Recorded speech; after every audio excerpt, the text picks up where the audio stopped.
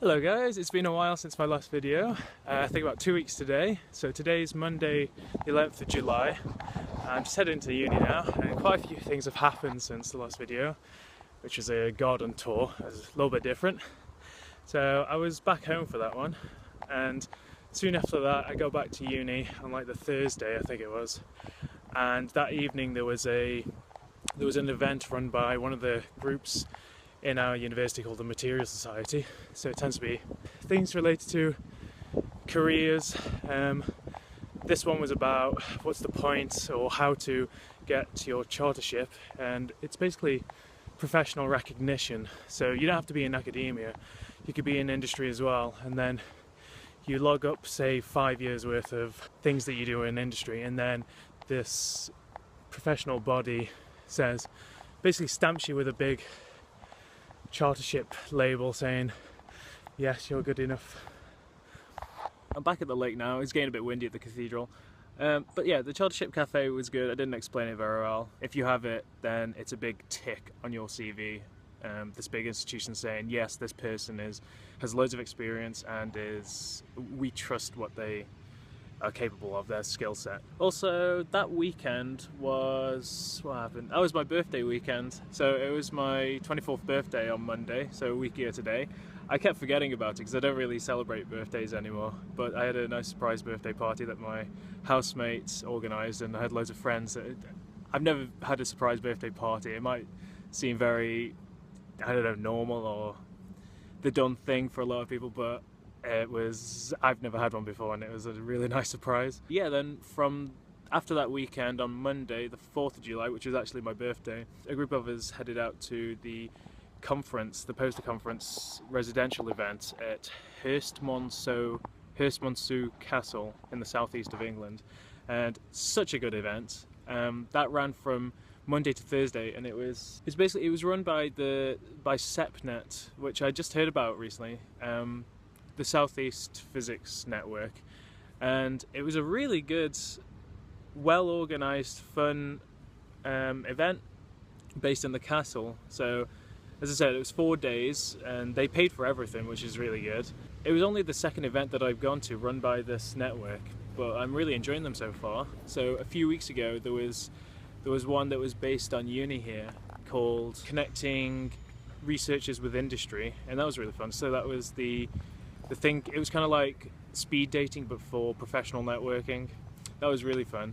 And then this one was so cool. I might talk about it more later because they had an agenda. There was so much to do. I would have done more recording, and I'll stick some little snippets in here, but there was always something to do, somewhere to be. So I kept forgetting to record things to share it, but I'd like to share it because it was such a good event. And I've been to quite a few sort of enterprise residential type events, and this one was really good as well. It's right up there. Oh, it's a bit windy. So yeah, it was usually just for physicists because it is run by SEPNet, but because not that many physicists, I think there was about 9 or 11 universities that participated in it or are in this network, but because not that many physicists, I guess, are that interested or actually follow through with confirming they're interested and then coming, they opened it up to more engineers. And so there's quite a few engineers and people that I knew from the University of Surrey here that went, and it was so much fun.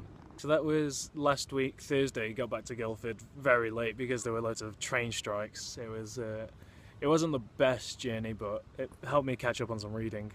I'm just looking at my to-do list at the moment because since getting back to uni on Friday last week, I've been catching up with loads of things. So I'm still working on the journal. The results aren't quite right still, so I've prolonged or extended my personal deadline that I want to get a good draft to my supervisor for before mid-August, because I think that's reasonable.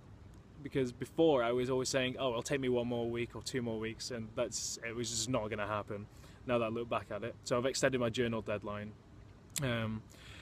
Also working on the French conference paper. I'll do that after, well, I'm going to Spain for a long weekend this weekend, so I'm going to do that after the holiday.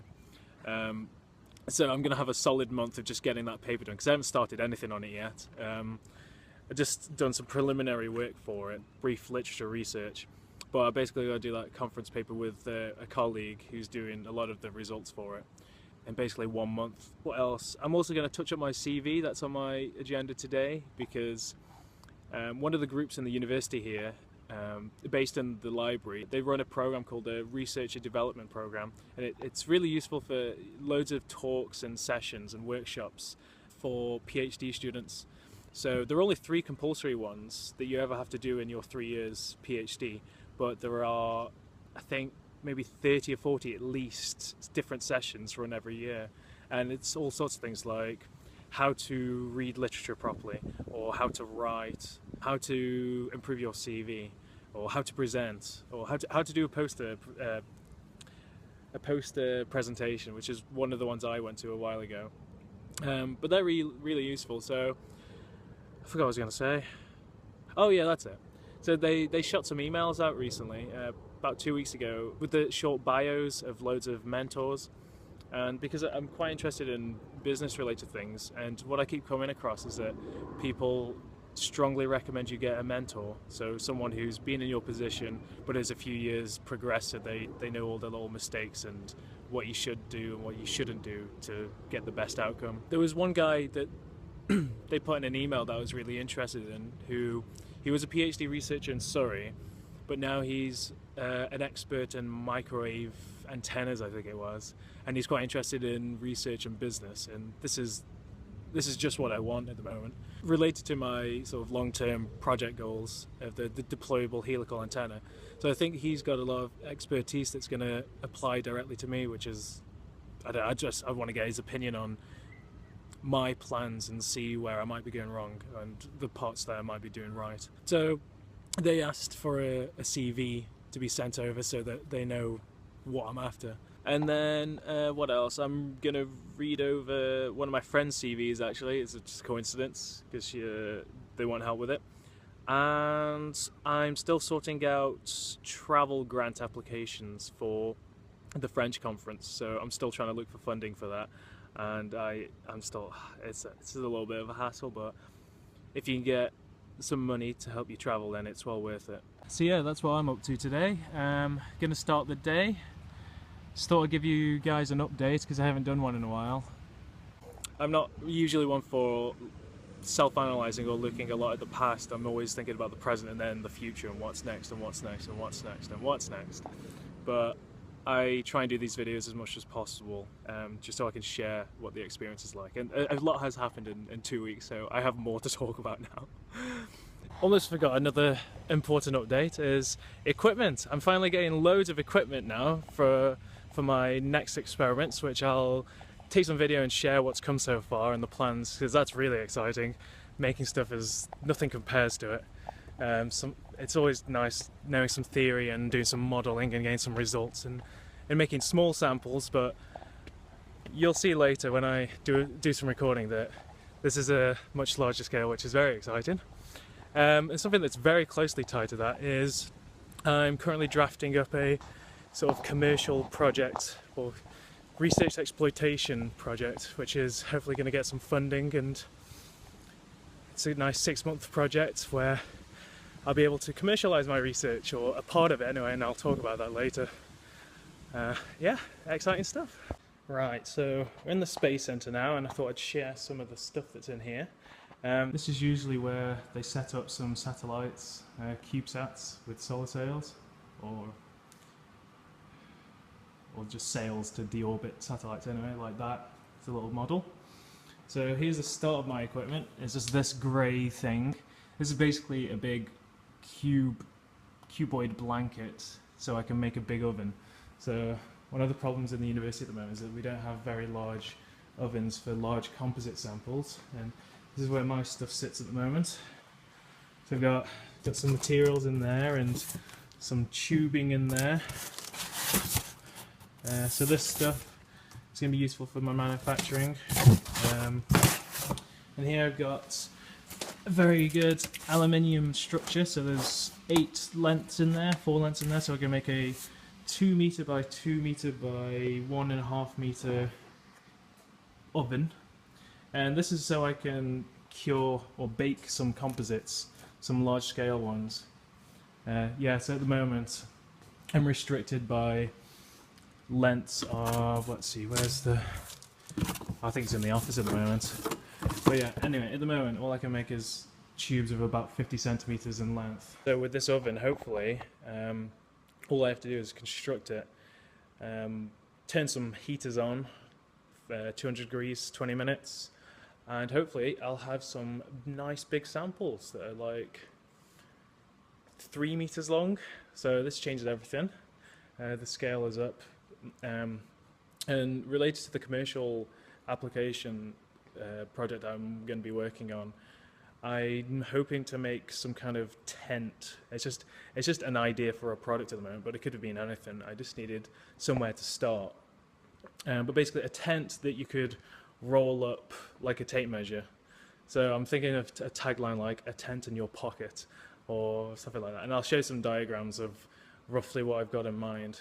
But yeah, it's really exciting and nice to make some things, and it's nice to get an application going for some commercialization. Hopefully it's going to work, because I don't know, it's just a fun thing. Surrey Space Centre. So another coincidence today is another package has arrived. So this is package 4 of 5 for my equipment that I want to set up. Here we go. So it's just a big box, and let's see what's in it. So usually, I don't know if you know this, people on the internet watch unboxing videos of things like MacBooks, but how about a research related unboxing? I'm going to try and do this one-handed to frustrate you guys as much as possible. I'm just going to fast forward. Right, let's have a look at this. What did I buy?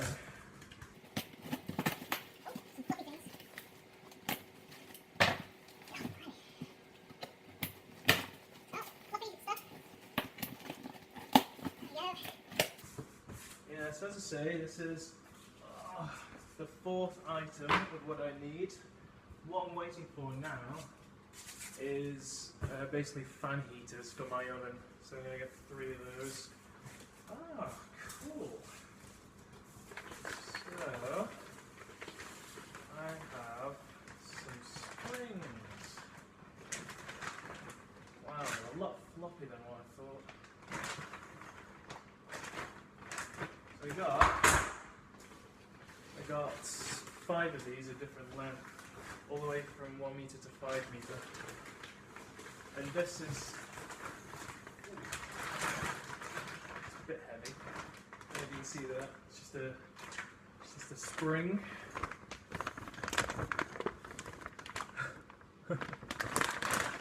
Yeah, I've got these, so then I put them hopefully inside tubing like this, and then I'll be able to bend these long lengths of tube without it doing that thing, basically. And so I can then put on top of that composite material,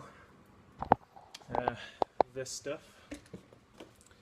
with this stuff, on this, curve it, stick it in an oven, and then I've got a curved tube. Yep, so hope you enjoyed that.